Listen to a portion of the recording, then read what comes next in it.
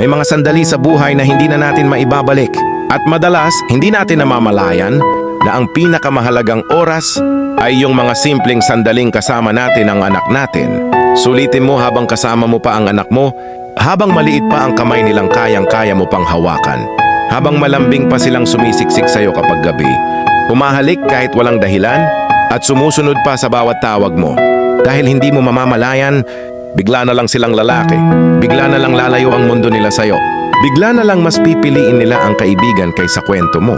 Mas pipiliin nila ang sariling kwarto kaysa kandungan mo. Ngayon na habang gusto ka pa nilang katabi sa pagtulog, yakapin mo sila.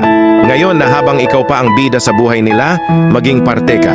Makinig ka sa walang katapusang kwento nila kahit paulit-ulit. Sabayan mo sila sa paglalaro kahit pagod ka. Tumingin ka sa mga mata nila at sabihing, andito si Mama, si Papas palagi. Dahil darating ang araw, hindi na ikaw ang hahanapin nila. Darating ang araw na ang bahay ay tatahimik. At ang laruan ay maiiwan hindi nagagalaw. Kaya sulitin mo ngayon. Dahil ang pagiging magulang, sandali lang pala yan. Pero ang alaala mo sa kanila, habang buhay nilang babaunin.